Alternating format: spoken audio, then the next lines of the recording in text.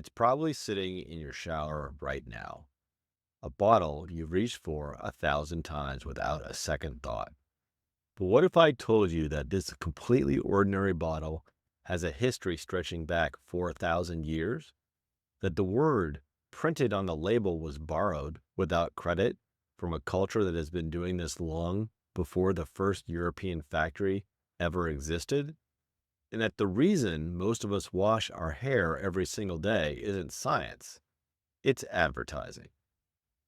I'm Aiden Thomas of Hidden History, and this is the story of how humanity learned to wash its hair. This is the history of shampoo. To understand where we ended up, we have to go back, way back, before the bottles, before the factories, before the word shampoo even existed.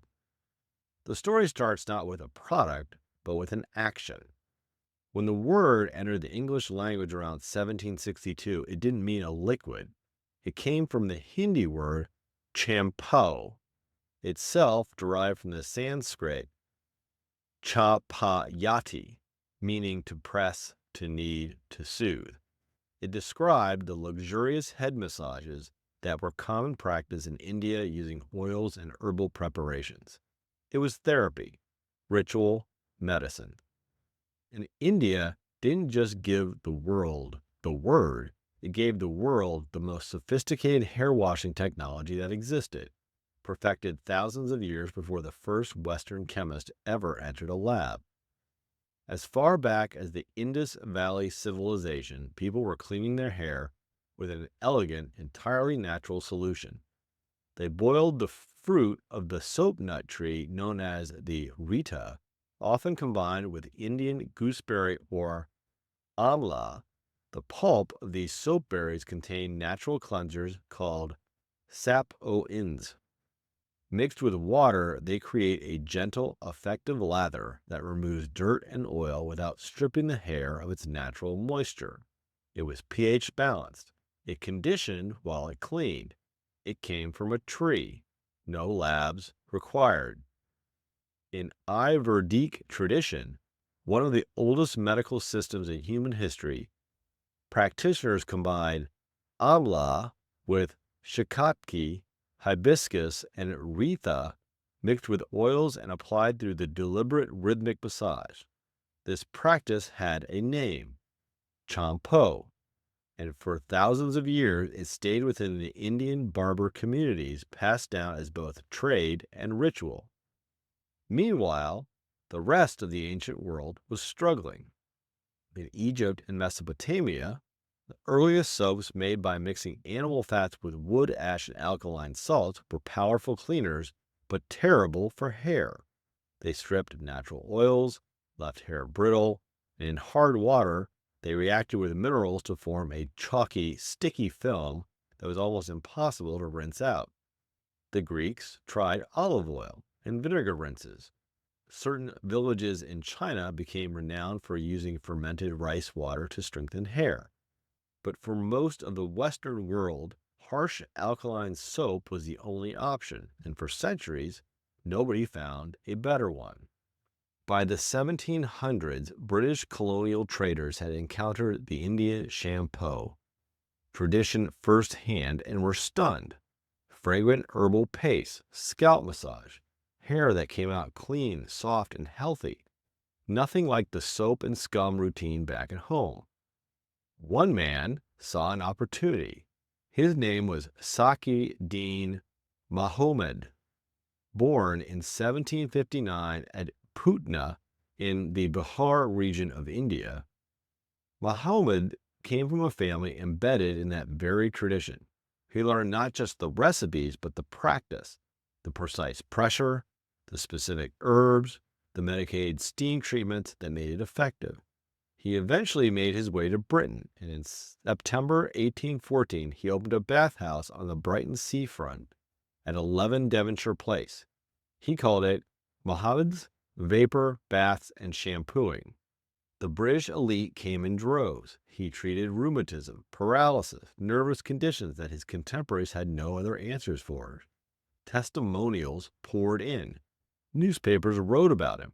King George IV appointed him his personal shampooing surgeon. King William IV did the same.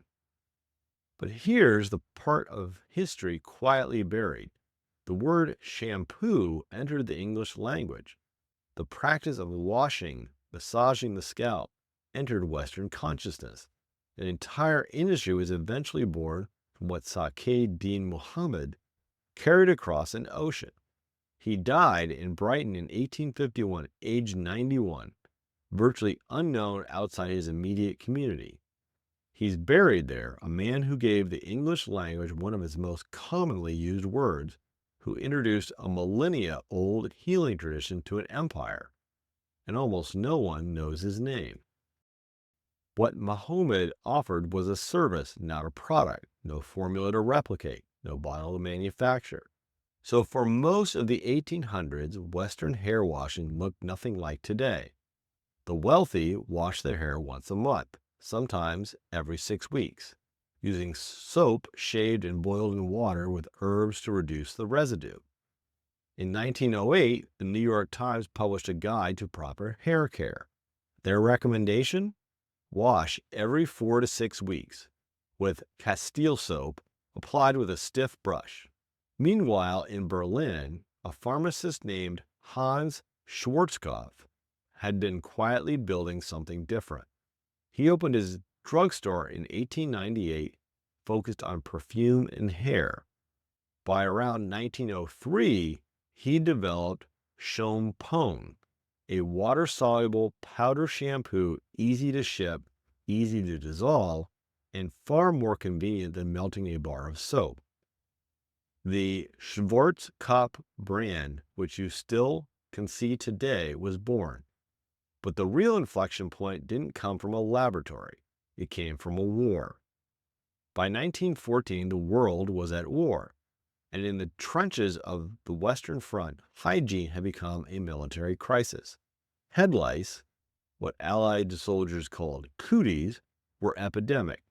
Millions of men in close quarters, no running water, surrounded by mud and disease.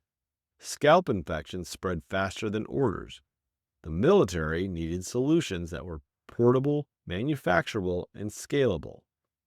That same year, 1914, saw the first commercial shampoo formulas enter the market. Canthrox Shampoo ran ads in national magazines showing young women wearing their hair outdoors in a lake. Harmony hair beautifier and shampoo from Rexall, the product era had begun. And those early ads were doing something beneath the surface that nobody noticed at the time. They weren't just selling a product, they were quietly teaching people a new frequency. If you've made it this far, you're exactly the kind of person this channel has been made for. The one who wants to know what's actually behind things. Not the surface version, the real version. If that's you, hit subscribe. Now, back to our story. By 1927, the Schwarzkopf introduced the first mass-market liquid shampoo in Europe. But there was still a fundamental problem that no one had solved: soap chemistry. Here's the issue. The part of a soap molecule that loves water also reacts with the minerals in hard water, forming an insoluble, chalky gunk. That's soap scum. It's what creates bathtub rings. And it's what's left, that sticky, dull film in everyone's hair after washing. The solution came from a brand new field: organic chemistry. Scientists in industrial labs were synthesizing a whole new class of molecules, not made from fats and lye, but from petroleum. They were called synthetic detergents or surfactants, and they didn't have soap's fatal flaw. They were pH balanced. They didn't react with hard water. They rinsed away completely clean, taking all the dirt and oil with them. In 1933, Schwarzkopf launched the world's first soap-free shampoo in Germany. A year later, in 1934, Procter & Gamble introduced Drene in the United States, the first synthetic detergent shampoo on the American market.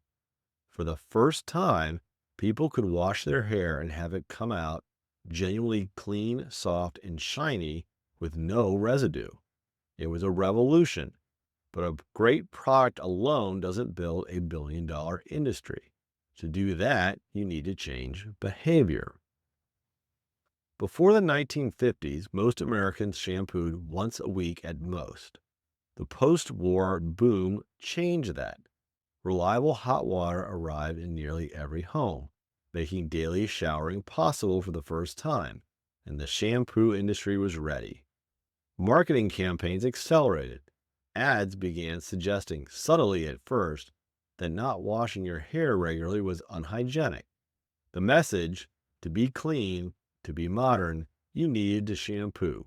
Often. Very often. Then the industry got smarter. Specialization. In 1961, Procter & Gamble launched Head & Shoulders, the first major anti-dandruff shampoo after 10 years of clinical research. This was a masterstroke of marketing psychology. It took a common scalp condition and medicalized it, creating a problem that required a specific product. The industry had learned a lesson it would never forget. You can build a massive market by first manufacturing an insecurity. If the 50s and 60s built the church of daily washing, the 1970s were its fever dream revival meeting. Shampoo marketing stopped being about cleanliness and became about identity. Farrah Fawcett on your television. Christy Brinkley's hair in slow motion.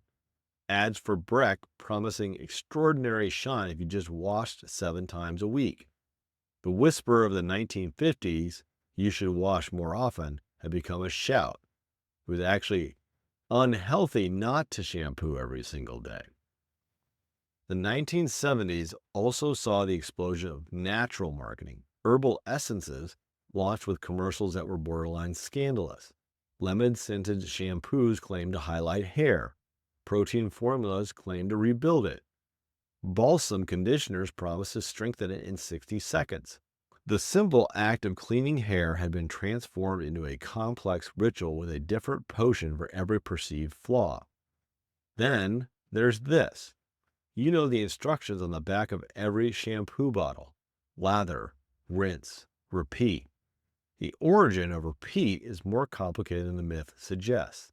When people wash their hair infrequently, a first application on very dirty hair produced little lather, so a second wash was generally recommended. But as daily washing became the norm, the second application became largely unnecessary. What it did do, with near mathematical precision, was double how fast you ran out of shampoo. Whether it started as science or sales strategy, the effect was the same. The entire world followed those instructions for 50 years without a question. In 1986, Procter & Gamble launched Pert Plus, the world's first successful 2-in-1 shampoo and conditioner. For years, this had been a chemist's nightmare. Shampoos strip, conditioners stick. Procter & Gamble's breakthrough was keeping tiny silicone conditioning droplets suspended in the shampoo so that when you rinsed, the cleanser washed away, but the conditioner stayed behind. It perfectly captured the fast-paced convenience of the 1980s. Then, in the 2000s, a counter movement began. Suddenly, everyone was talking about sulfates, specifically sodium lauryl sulfate and sodium lauryl sulfate, the high-lathering synthetic detergents that had been in almost every shampoo for 70 years.